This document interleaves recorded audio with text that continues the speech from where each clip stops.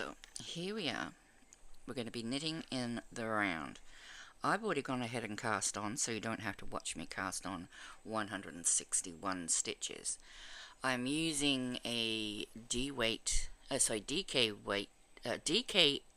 yarn, which is also a 3 weight, which is also a 8 ply, in 100% Australian merino washable wool. Now, I'm also using some cables which have a memory to them, so they will kink. As you can see, there's a little bit of a kink going on there, but when you're sort of knitting in the round, hopefully they shouldn't be too bad. Now, the reason why I've chosen to use the cables with a bit of a kink rather than using my ChiaoGoo, which have no memory, is just to show that, you know, you can use the cheaper options or the more accessible, economically accessible items, you know, if you need to or prefer to or whatever, especially if you're starting out. An investment in a interchangeable cable needle set is a huge investment. Even if you're buying cheaper brands of them, it's still a big expense, whereas you can get circular needles with a cable for maybe $8 to $10 depending on the length of the cable, even cheaper depending on the brands. So, excuse me, I've got a cough. Okay, that's better. Alright, so I've cast on 160 stitches, or 161, sorry. Now, I've done it in a long tail, so as you can see, I've still got quite a long tail left because I overestimated how much I needed, but that's okay. I'd rather have too much than not enough. But in order to not get confused between my cable and, my working yarn and my tail, I'm just going to cut it in half, just so, I don't accidentally use it as my working yarn. So you need to cast on, well, I'm going to cast on 161 because that should be enough for a cale using 5mm needles. I'm using we attached to a 35cm, which is almost 14-inch cable. So when you go to the shop and you're looking for your first set of cable needles, I'm assuming, once again, that you're beginners and you do not have the supplies, you can go to your local thrift store. You may pick up some there. They usually tell you the length of the cable, not the length from needle tip to needle tip. So keep that in mind when you're looking at the packets and it says 35cm or 14-inch cable needles. It is telling you the cable length only, not the cable length plus the needles. So yeah, that's just worth keeping in mind. Otherwise you're going to end up with you're going to put your stitches on and possibly you're going to have too few stitches and you're not going to be able to join it without really stretching your work. And that doesn't really matter a huge amount because the long tail cast on is a stretchier cast on for that reason. That's why I've used it. So you can have a little bit of stretch. So like I would say, if you've got that much sort of stretch or tension on your cord while you're trying to knit, that's probably just fine. I wouldn't want to sort of have too much more than that because then you're getting into the realms of overstretching and it's not going to bounce back. Okay, now as you can see here though, I've got lots of needles, there's stitches, sorry, and there's no pulling at all. You want to keep your when you're doing in the round, you want to make sure it's perfectly lined up, that there is no twist in your cast on before you join. Now some people, to avoid a twist, they will knit a row first and then they will join, because it's easier to see that there is no twist. I usually don't do that. I used to, but now I just sort of join it straight away and it's not a problem.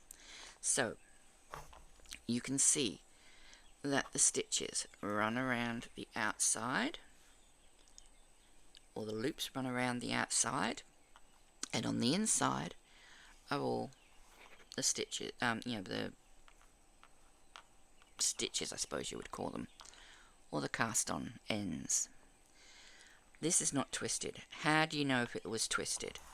Well, if it was, hang on, let me twist it to show you.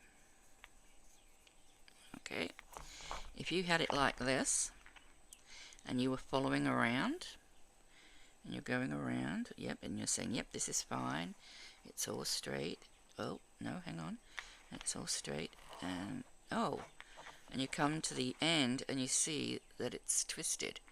You just need to just keep twisting it until it is not twisted. Because, now some cowls or infinity scarves, which you might knit in the round, might want you to actually put a twist in, because some of them like to, have that twist. It's part of the pattern, but we don't want to do that. So I'm satisfied. Once you're satisfied that your stitches are not twisted, you can go ahead and join. I've put a stitch marker every 20 stitches just so that as I was casting on, if I was interrupted, I could just know how many stitches I had. So I've got 20, 40, 60, 80, 100, 120, 140, 160, and then I added one more. And here's why I added one more. I'm going to grab both ends of my yarn and I'm going to get my left hand needle and I'm going to take this first stitch. Hang on, let me come in a little, whoops, wrong way, always go the wrong way, that's probably too close, oh dear, come on, oops, now I'm bumping everything, dear me. Alright, so I'm grabbing my left hand needle, making sure it's still untwisted. I'm going to grab that first stitch and I'm going to take it over to the other side. Once it's on the other side, I'm going to, still holding my yarn in my left hand this time, I'm going to go back and I want to keep a bit of tension on there. I'm going to pick up not that stitch, because that's the stitch we just put on. I'm going to pick up the second stitch and pull that off and over. Now I have 160 stitches and my knitting is joined. To secure it, you will want to turn it over, okay, so that it's on its front, laying on its front. You've got the knot or the join towards the back now, which you can hopefully see. Let's oops, no, wrong way again, Sam. Let's take it in. Right, we're going to pull that and we are just going to loosely just secure it so that it doesn't stretch.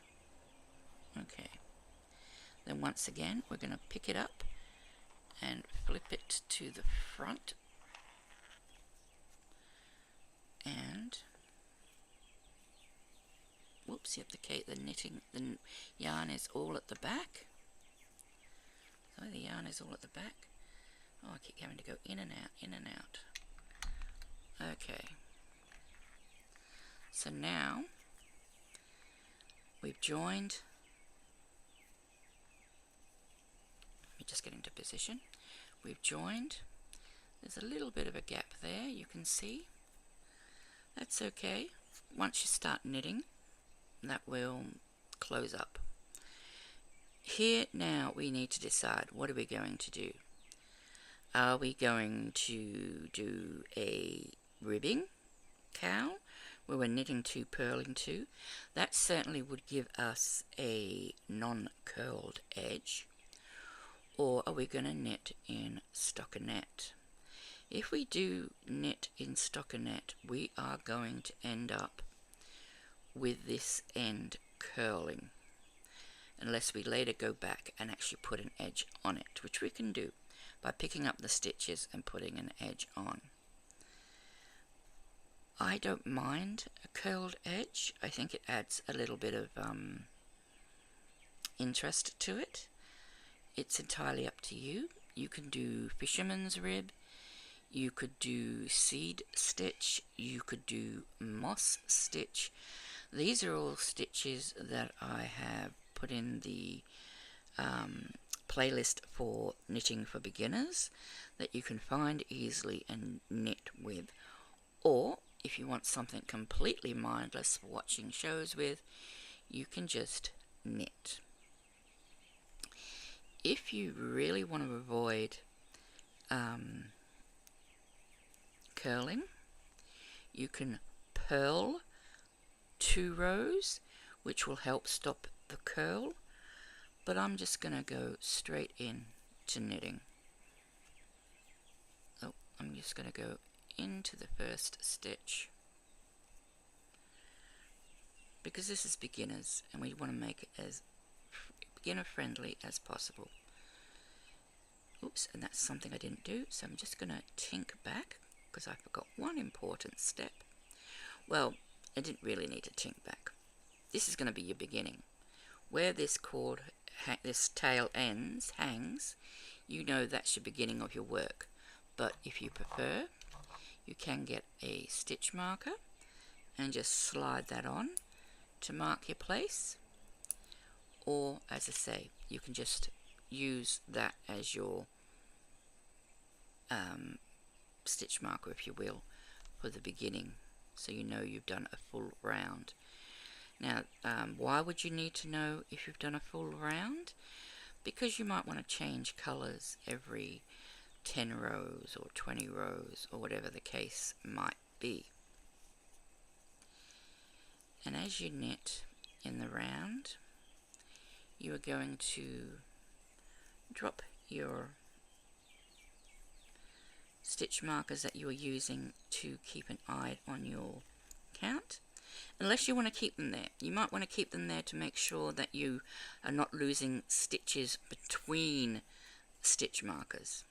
You know, you might want to be able to count your stitches and always know that there's 20 stitches in between the stitch markers. It's entirely up to you.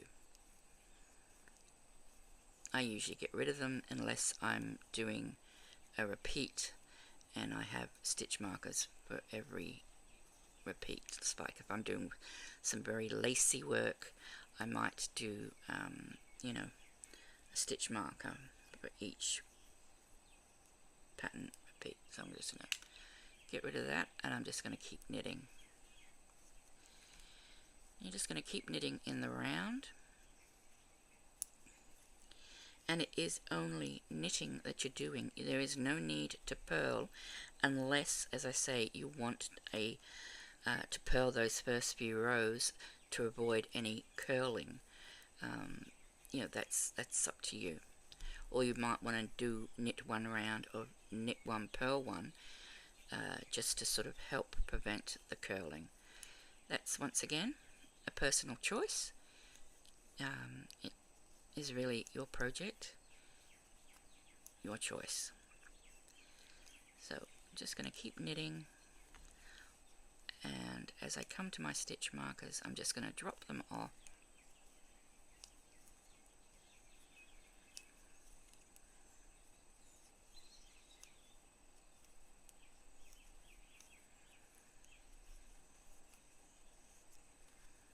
And why did I choose 160? I don't really know, to be perfectly honest. I think 160 stitches feels this 35 centimeter 14-inch cable nicely, so you don't get any pulling. I think also from experience, 166, goodness, put your teeth back in, Sam. 166 stitches, sorry, 160 stitch, oh goodness me, 160 stitches, got it out, is a good width, circumference, whatever, for a cowl. And I just know that from experience. And, I know that that's going to fit over the head of somebody. Now, you may want to actually follow a cowl pattern. There are plenty of cowl patterns out there to follow. And if they tell you to use, if I was using a 4mm needle instead of what I am, a 5mm needle, I'd probably need to go up, I don't know, another 20 maybe stitches or so. So that is something you're going to have to look at. Maybe just go to Ravelry, find a free pattern for a stockinette cowl. I'll see if I can find some and put some in the description box for you, and see what they say for knitting wise. I actually am knitting separate to this on some Jalgu cables, another cowl for my daughter-in-law to be. She is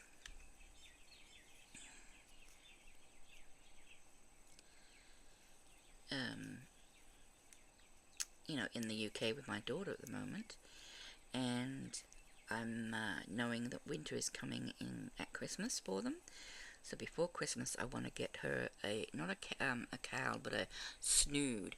So I'm using 5mm needles again, and I think the cable I used is about a 50cm cable. I'll use a slightly longer cable. And I used a same yarn, but I've added, I think it was 171 stitches. I can't remember now. But anyway, whatever I added, is nice and long. I'm hoping it will be long enough so that, and I'm going to make it sort of tall enough so that she can flip up the edge and put it over her head for extra warmth on those cold mornings, or days, or afternoons and cold evenings, because it's cold there all the time during the winter. Well, most of the time during the winter. And I know they both hate the cold. Okay. So you just keep knitting. If you have any problems or issues or questions, please don't forget to ask in the comments below. I'm more than happy to, answer. I will also provide additional little short tutorials if you are having issues or with something specific that you want to see or understand that I didn't show you, or you didn't understand here when I did show you. Please let me know. There is no, it's unlike crocheting in the round, there is no beginning of the row. You know how when you crochet in the round, if you're a crocheter who's learning to knit, you will, you can either join to your first stitch, or, and they usually do this with amigurumi, they just go in a spiral. Well, when you're knitting in the round, it's pretty much like knitting in a spiral.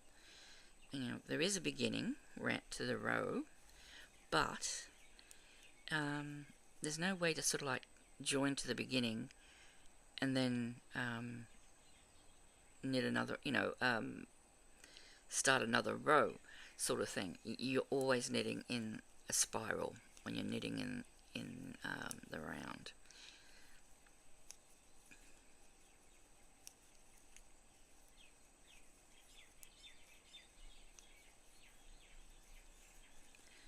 And I've still got a ways to go, but I will take you all the way, oops, sorry, I will take you all the way to the end.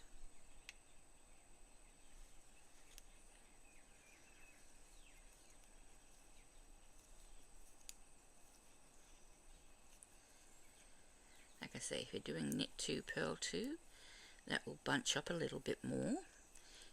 So you may need even a smaller cable, but I think the smallest cable you can get before going into the sock cables is like a 20 centimeter. You can get a 20 centimeter cable. I think that's probably the shortest, because you'll find then once you get into a 20 centimeter cable, they will start shortening.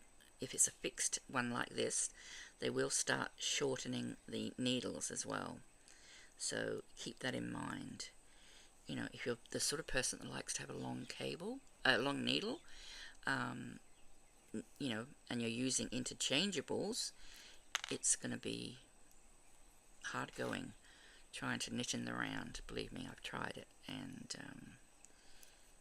I much prefer trying it using a 35 centimeter cable, because it gives, you know, it allows me to cross over my needles easier.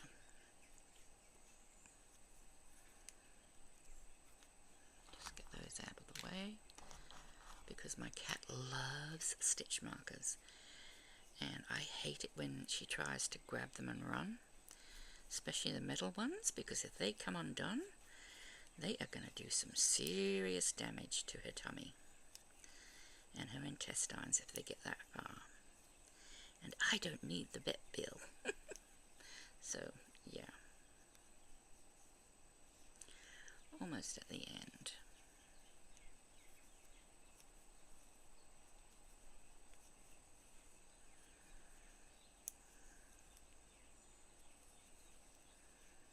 I don't know if you can hear the birds. It's obviously cooled down outside because I have opened the window. Even though it got to like 31 degrees today, which was 87 Fahrenheit. It's supposed to be our autumn. In autumn we rarely get over 70 usually, or thereabouts.